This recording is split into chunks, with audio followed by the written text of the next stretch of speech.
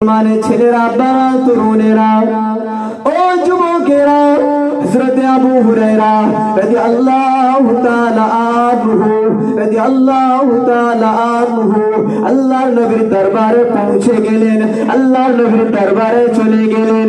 আসসালাতু ওয়াসসালামু আলাইকা ইয়া রাসূলুল্লাহ, আসসালাতু ওয়াসসালামু আলাইকা ইয়া হাবিবাল্লাহ। আল্লাহ পাকের নবী হুজুর আমরা গরিব সাহাবী ইয়া রাসূলুল্লাহ। প্রকৃত মুমিন মুসলমান হলো সেই যার ভিতরে তিনটে লক্ষণ দেখা যাবে। এক নম্বরে তাসদীক বিল জিনান, অন্তরে বিশ্বাস করা। কি বিশ্বাস করব? আমানতু বিল্লাহ, আমরা আল্লাহর উপরে ঈমান এনেছি, ওয়া মালাইকাতিহি, ফেরেশতাদের উপরে ঈমান এনেছি, ওয়া কুতুবিহি, আল্লাহর কিতাবের উপরে ঈমান এনেছি, ওয়া রাসূলিহি, এবং রাসূলগণদের উপরে ঈমান এনেছি, ওয়াল ইয়াউমিল আখির, কিয়ামতের উপরে আমরা বিশ্বাস রেখেছি। মউতের পরে আবার জীবিত করানো হবে, হাসরের ময়দানে আমাদেরকে উঠানো হবে, এগুলোর প্রতি আমরা বিশ্বাস রেখেছি, অন্তরে বিশ্বাস করেছি। তাসদীক বিল জিনান, এবারে এগুলোর প্রতি আমরা ইকরার বিল লিসান, জবান, লিসান শব্দের অর্থ জবান, ইকরার স্বীকার করছি এগুলোর প্রতি। আমাল বিল আরকান, আল্লাহ কোরআনে যে হুকুমগুলো করেছে, যেগুলো আল্লাহ আমল করতে বললেন সেগুলো আমলে পরিণত করেছি, এবং আল্লাহ পাক যেগুলো বর্জন করতে বললেন সেগুলো আমরা বর্জন করব। আমাল বিল আরকান, যার ভিতরে আমল থাকবে। ইন্নাল্লাযীনা আমানু, নিশ্চয় যারা ঈমান এনেছে, ওয়া আমিলুস সালিহাত, নেক কাজ করেছে, আল্লাহর হুকুম আহকামগুলো দৈনন্দিন জিন্দেগিতে আমলে পরিণত করেছে, কানাত লাহুম জান্নাতুল ফিরদাউস, আল্লাহ পাক এদেরকে জান্নাত নসিব করে দেবেন। সুবহানাল্লাহ। সাহাবাদের জামানায় ঈমান কিভাবে আমি তাজা পাতা পুখ্ত করব, সেই প্রতিদ্বন্দ্বিতা। মুসলমানের ছেলেরা আব্বারা তরুণেরা ও যুবকেরা হযরত আবু হুরায়রা রাদিয়াল্লাহু তাআলা আনহু আল্লাহর নবীর দরবারে পৌঁছে গেলেন, আল্লাহর নবীর দরবারে চলে গেলেন। আসসালাতু ওয়াসসালামু আলাইকা ইয়া রাসূলুল্লাহ, আসসালাতু ওয়াসসালামু আলাইকা ইয়া হাবিবাল্লাহ। আল্লাহ পাকের নবী হুজুর আমরা গরিব সাহাবী ইয়া রাসূলুল্লাহ ইয়া হাবিবাল্লাহ। হুজুর আমরা যেমন নামাজ পড়ি, ধনী লোকেরা তেমনি নামাজ পড়ে। ইয়া রাসূলুল্লাহ ইয়া হাবিবাল্লাহ, আমরা যেমন রোজা রাখি, ধনী লোকেরা তেমনি রোজা রাখে। ইয়া রাসূলুল্লাহ ইয়া হাবিবাল্লাহ, আমাদের সম্পদ নেই, আমরা হজ করতে পারি না, আমাদের সম্পদ নেই, আমরা যাকাত দিতে পারি না। ইয়া রাসূলুল্লাহ ইয়া হাবিবাল্লাহ, হুজুর আমাদের থেকে তাদের তো নেকি বেশি হয়ে গেল, আমাদের থেকে সওয়াব তো তারা বেশি নিয়ে নিল।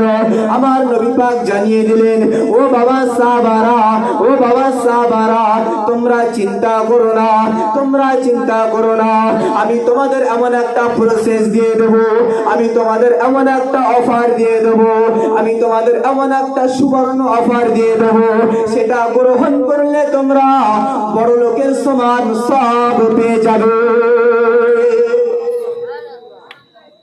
আমি নবী তোমাদের এমন একটা সুন্দর অফার প্রসেস দিয়ে দেবো, সে আমলটা গ্রহণ করলে আল্লাহ পাক তোমাদেরকে ওই ধনী লোক যারা রোজা রাখছে, নামাজও পড়ছে, এবং আমাদের থেকে এক্সট্রা বেশি আমল করছে, হজ করছে, যাকাতও দিচ্ছে, তাহলে এই সবটা কি আমরা পাবো না?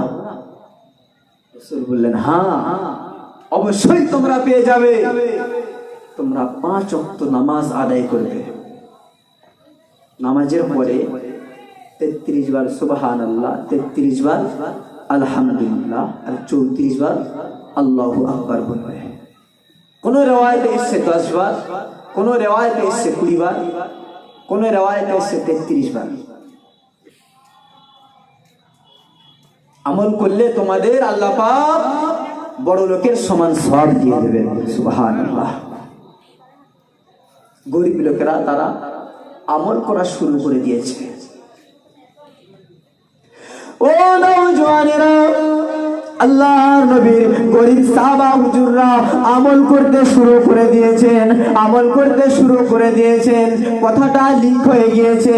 আল্লাহর নবীর বড় লোক ধনী লোক তানারা আমল করতে শুরু করে দিয়েছে, তানারা আমল করতে শুরু করে দিয়েছে। সাহাবা হুজুররা আরজ করলেন, ইয়া রাসূলুল্লাহ, ইয়া হাবিবাল্লাহ, ইয়া রাসূলুল্লাহ, ইয়া হাবিবাল্লাহ।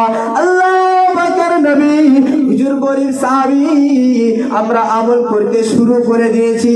বড় লোকেরা জানতে পেরেছে, তারাও আমল করা শুরু করে দিয়েছে, তারাও আমল করা শুরু করে দিয়েছে। এখন আমাদের উপায়টা কি হবে? আমাদের থেকে তাদের নেকিটা তো বেশি হয়ে গেল। আল্লাহর নবী জানিয়ে দিলেন, ও বাবা সাহাবারা, ও বাবা সাহাবারা, ফজলুল্লাহ ইউতি মান ইয়াশা, আল্লাহর ফজলে কারাম কাকে বেশি দেবে সেটা আল্লাহ পাক ভালো জানে। বরং তোমরা হিংসা করো না, বরং তোমরা চিন্তা করো না। আল্লাহ পাক রব্বুল আলামিন তোমাদের মাধ্যম তো জেনে গিয়েছে। আল্লাহ পাক রব্বুল আলামিন হয়তো তাদের থেকে তোমার নেকিটাও বেশি দিতে পারে। কারা জেনে গেছে তা কি হয়েছে? মনের খবর তো আল্লাহ পাক জানে, অন্তরের খবর আল্লাহ পাক তো জানে। তুমি এই আমলটা কি উদ্দেশ্য করছো, এই নেকিটা কি উদ্দেশ্য করছো?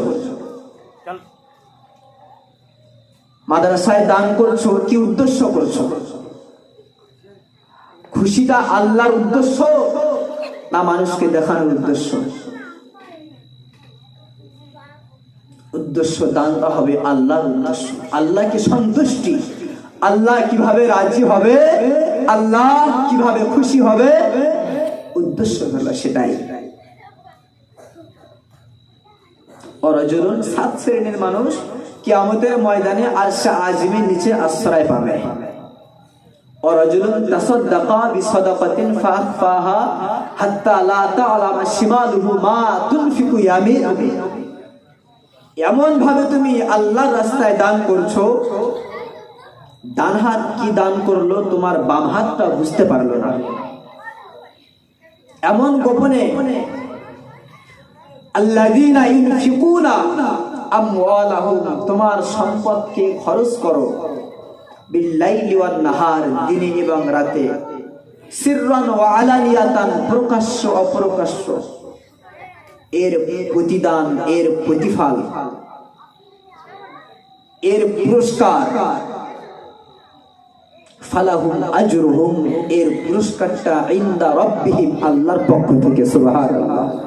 ওয়ালা খাউফুন আলাইহিম, এদের কোনো ভয় নেই। ওয়ালা হুম ইয়াহজানুন, এদের কোনো চিন্তাও নেই, ভয় নেই। আল্লাহ পাক এদেরকে নাজাত দিয়ে দেবেন। সুবহানাল্লাহ। আরশে আজিমের নিচে আল্লাহ পাক এদেরকে আশ্রয় দান করবে। 7 শ্রেণীর মধ্যে এই এক শ্রেণী যদি হতে চায়, সেই দিনে কোনো ছায়া থাকবে না আল্লাহ পাকের আরশে আজিমের ছায়া ছাড়া।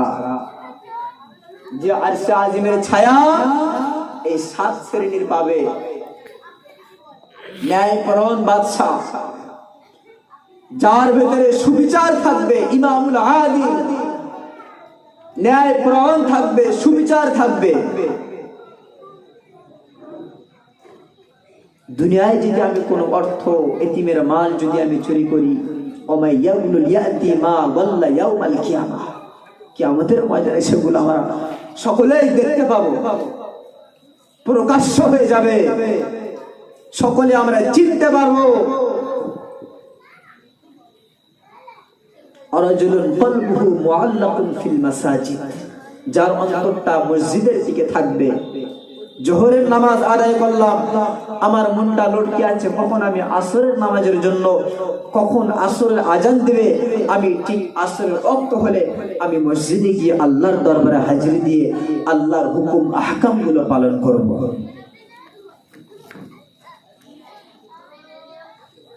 ঠিক সাহাবাদের জামানায় প্রতিদ্বন্দ্বিতা চলতো, সামনের কাতারে গিয়ে নামাজ আদায় করব, দান করব। আবু বকরের দান করব উসমান গনির মতো দান করব। উসমান গনি কিভাবে আল্লাহর প্রতি আল্লাহর সন্তুষ্টি অর্জনের জন্য আল্লাহর রাস্তায় কিভাবে খরচ করত। আবু হুরায়রা রাদিয়াল্লাহু তাআলা আনহু গরীব সাহাবী, তারপরেও আল্লাহর রাস্তায় আল্লাহকে খুশি করার জন্য কিভাবে তিনি আগে বাড়তেন। জান্নাতে ঘর বানাতে গেলে দুনিয়াতে আল্লাহর ঘর, নবীর ঘর বানাতে হবে। মান বানা মসজিদান ইয়াবতাগি বিহি বানাল্লাহু বাইতান ফিল জান্নাহ। আল্লাহ পাক জান্নাতে ঘর বানিয়ে দেবে, জান্নাতে আল্লাহ পাক বালাখানা বানিয়ে দেবে।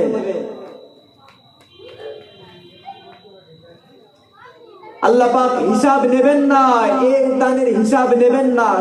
আত্মীয় স্বজনের পিছনে যে খরচটা হবে, আল্লাহর হস্তে যে দানটা হবে, যে খরচটা হবে, এর কোনো আল্লাহ পাক হিসাব নেবেন না।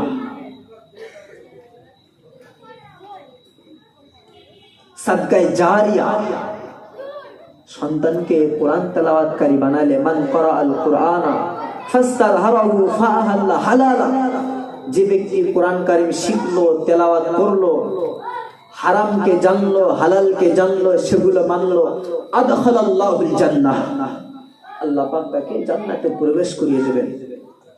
ওমান শাফাআহু ফি আশরাতিন মিন আহলি বাইতিহি, সে ব্যক্তি জান্নাতে যাবে এবং তার আত্মীয় স্বজনের মধ্যে আশরাতুম মিন আহলি বাইতিহি 10 জনকে জান্নাতে নিয়ে যাবে।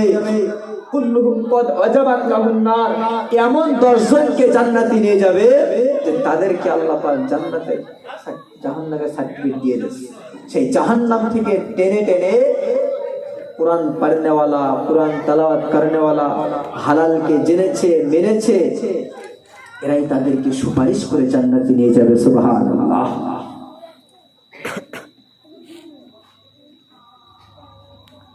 মুসলমানের ছেলেরা, বারা, তরুণেরা, ও যুবকেরা, আল্লাহর নবীর উম্মাত উম্মাতিরা, আল্লাহ পাক রব্বুল আলামিন সমস্ত পয়গম্বর আলাইহিস সালামদের জন্য হাশরের ময়দানে সমস্ত নবী আলাইহিস সালামদের জন্য একটি করে মেম্বার করে দেবে। সমস্ত পয়গম্বর আলাইহিস সালামদের জন্য আল্লাহ পাকের আরশে আজিমের সামনে সমস্ত নবী আলাইহিস সালামদের জন্য একটি করে মেম্বার করে দেওয়া হবে।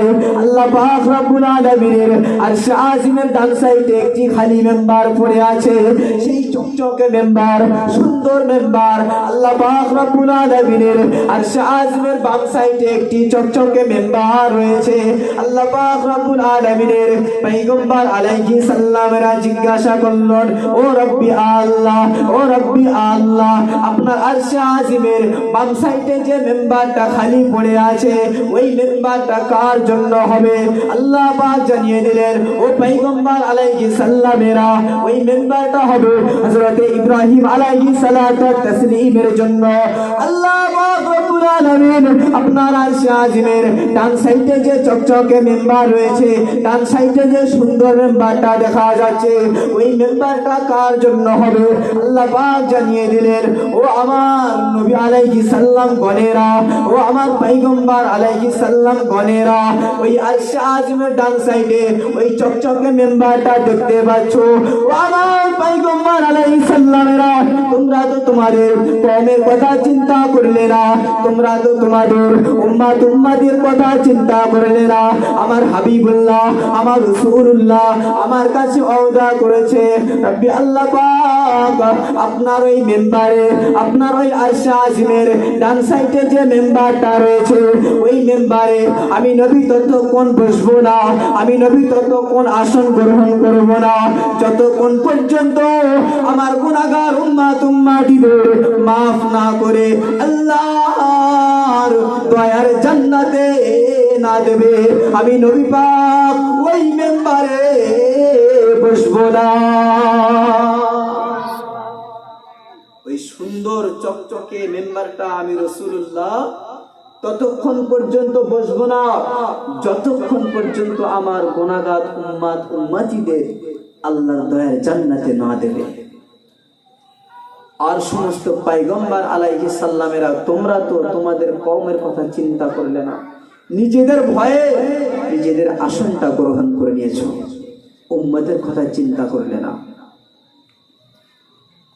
আনা আউয়ালু শাফিঈন ওয়া আউয়ালু মুশাফফা, রাসূল বললেন আমি সর্বপ্রথম সুপারিশ করব এবং আমার শাফাআত সর্বপ্রথম গ্রহণ করা হবে। ইয়াকরাউল কুরআনা ফাইন্নাহু ইয়াতি ইয়াউমাল কিয়ামতি শাফিআ আহলি, कुरान करीम पढ़ने वाला, कुरान करीम তেলাওয়াত करने वाला এরাই কিয়ামতের ময়দানে সুপারিশ করার জন্য সুযোগ পাবে। নাবালেগ সন্তান, উলামায়ে কেরাম, হুফাজে কেরাম, শহীদান যারা শহীদ হয়ে গিয়েছেন, যাদেরকে আল্লাহ পাক রব্বুল আলামিন পছন্দ করেন, ভালোবাসে, তাদেরকে সুপারিশ করার জন্য অনুমতি দিবেন।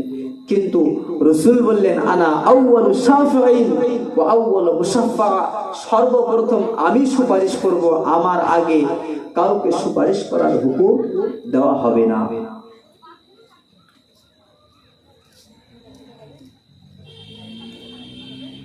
আল্লাহ পাক রব্বুল আলামিন তিনি দয়ার জান্নাতকে বানিয়েছেন, আ'দাতু লিইবাদিস সালিহিন, এমন একটা দয়ার জান্নাত আমি আল্লাহ বানিয়েছি, মালা আইনুন রাত, জীবনে কেউ কোনোদিন চোখে দেখিনি, ওয়ালা উযনুন সামিআত, এবং জীবনে কেউ কখনো কানে শুনেনি,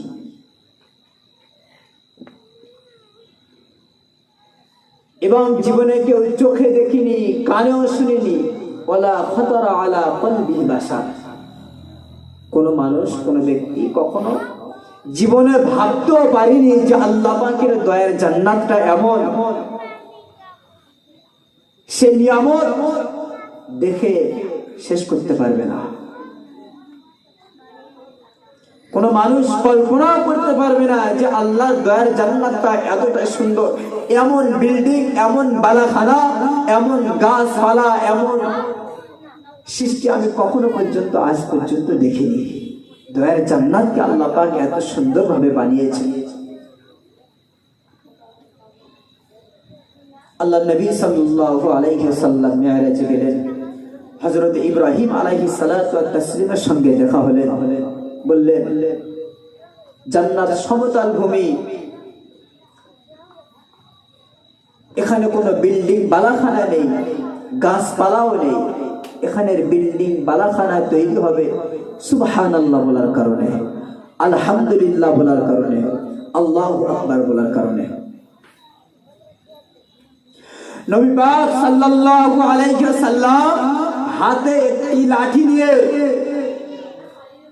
এমন একটা গাছের কাছে গেলে, সেই গাছটার পাতা সব শুকনো, সে গাছের পাতাগুলো শুকনো, ওই লাঠি দিয়ে যখন গাছটাকে আঘাত করলেন, গাছের পাতাগুলো ঝরঝর করে ঝরে যাচ্ছে।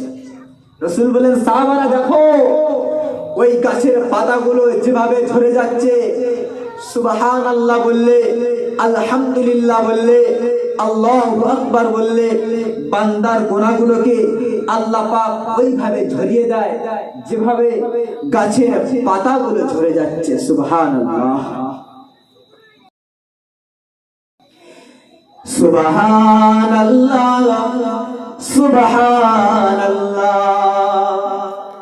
সুবহানাল্লাহ, সুবহানাল্লাহ। হে